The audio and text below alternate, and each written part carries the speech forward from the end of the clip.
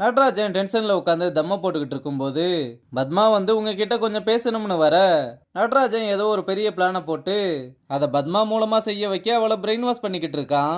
இங்க நம்ம பசங்க கிட்ட மாப்பிள்ள வந்து என்னடா நீங்க குவாலிஃபை ஆகிறதே எங்க கையில தான் இருக்குன்னு மேட்சை வேடிக்கை பார்க்க வந்திருக்கீங்களான்னு கடுப்பேத்திட்டு இந்த மேட்ச்ல நம்மளா ரெஸ்ட் எடுத்துட்டு நம்மளோட பெஞ்ச் பிளேயர்ஸ் ஆட விட்டு அவங்களோட ஸ்ட்ரென்த்தை டெஸ்ட் பண்ணி பார்க்கலாம்னு சொல்லிட்டு போறான்.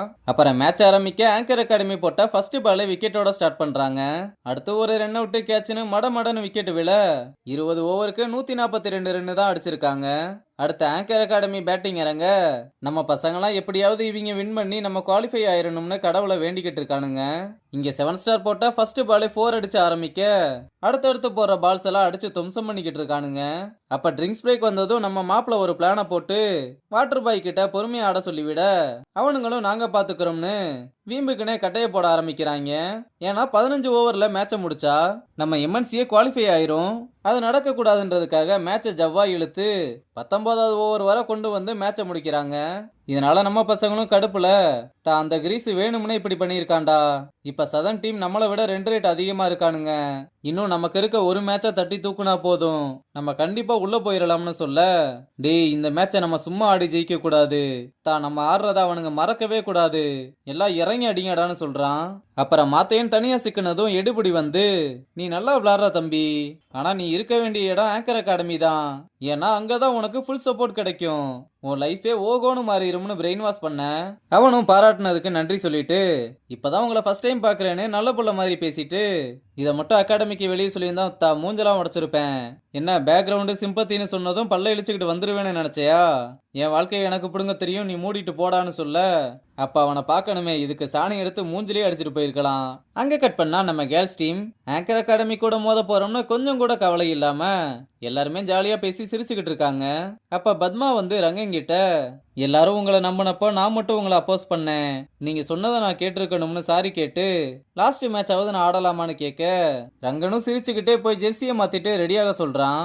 ஆனா பத்மா என்ன பிளானோட உள்ள வந்திருக்கானே தெரியல. அப்புறம் மேட்ச் ஆரம்பிச்சதும் வள்ளி ஃபேஸ் பண்ண ஃபர்ஸ்ட் 2 பாலுமே 4 அடிக்கிறா. இந்த பக்கம் நீ மட்டும்தான் அடிப்பியான்னு லாராவும் சேர்ந்து அடி பொழந்து 4 ஓவருக்கே 49 ரன் அடிக்கிறாங்க. அடுத்து பவர் பிளே முடிஞ்சதுக்கு அப்புறம் கூட விக்கெட்டை விடாம 8 ஓவருக்கு 84 ரன் அடிக்கிறாங்க. ஆனா அப்பன்னு பார்த்து லாரா தன்னோட விக்கெட்டை லாஸ் பண்றா. அடுத்து ஒன்னா பத்மா உள்ள வந்து டொக்கு வச்சுக்கிட்டே இருக்க 12 ஓவருக்கு 94 ரன் எடுக்க அப்படியே 2 ரேட் கம்மியாகுது. அப்ப வள்ளியும் தன்னோட விக்கெட்டை லாஸ் பண்ண அடுத்து தியோ உள்ள வர பத்மா சிங்கிள் எடுக்க வேண்டிய இடத்துலலாம் சிங்கிள் எடுக்காம டொக்கு மட்டுமே வச்சுக்கிட்டு இருக்கா. அப்ப தியோவை தேவையில்லாம ரன் அவுட் ஆக்குனது மட்டும் இல்லாம அடுத்து வந்த கல்யாணியையுமே ரன் அவுட் ஆக்கிற எல்லாமே செம்ம கடுப்புல இருக்காங்க. அடுத்து தங்க உள்ள போறதுக்கு முன்னாடி கடைசி வரை நின்னாடு, ஜெயிக்கிறதும் தோக்குறதும் உன் கையில தான் இருக்குன்னு சொல்லி அனுப்புறான்.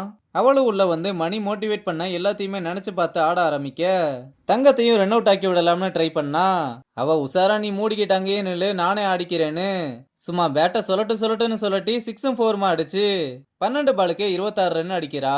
ஆனா பத்மா பிளான் பண்ண மாதிரியே 84 பாலுக்கு வெறும் 40 ரன் மட்டும் தான் அடிச்சிருக்கா. இதனால கேர்ள்ஸ் டீம் 20 ஓவருக்கு 146 ரன் தான் எடுத்திருக்காங்க. அப்புறம் ரங்கனும் வந்து தங்கம் விளையாடுறத பாராட்டிட்டு பத்மாவையும் விக்கெட்டை விடாம நின்று விளையாண்டதுக்கு அவளோட உள்நோக்கம் தெரியாம பாராட்டிக்கிட்டு இருக்கான். அப்ப தியோ பவர் பிளேல பவுண்டரிஸ் அடிக்க விடாம தடுத்துட்டா கண்டிப்பா கேமோட மொமெண்டமா நம்ம பக்கம் கொண்டு வந்துடலாம்னு சொல்ல அதுக்கு ரங்கனும் ஆமாமா எல்லாருமே கேப்டன் சொல்றதை கேளுங்க, இல்ல பாய்ஸ் டீம் கேப்டன் சண்டைக்கு வந்துருவாருன்னு கலாச்சிட்டு கேர்ள்ஸ் எல்லாரையுமே ரெடியாக சொல்றான். அப்புறம் செகண்ட் இன்னிங்ஸ்ல கல்யாணி ஃபர்ஸ்ட் ஓவர் போட பசங்களாம் பவுண்டரிஸ் போக விடாம சூப்பரா ஃபீல்டிங் பண்ணிக்கிட்டு இருக்காங்க.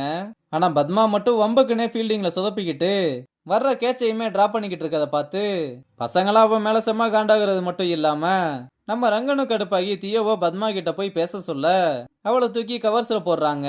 ஆனா பத்மா விட்ட 2 கேட்சுமே ரொம்ப காஸ்ட்லியான விக்கெட்டா மாற ஆங்கர் அகாடமி டீம் ரொம்ப ஈஸியாவே மேட்சை வின் பண்ணிடுறாங்க.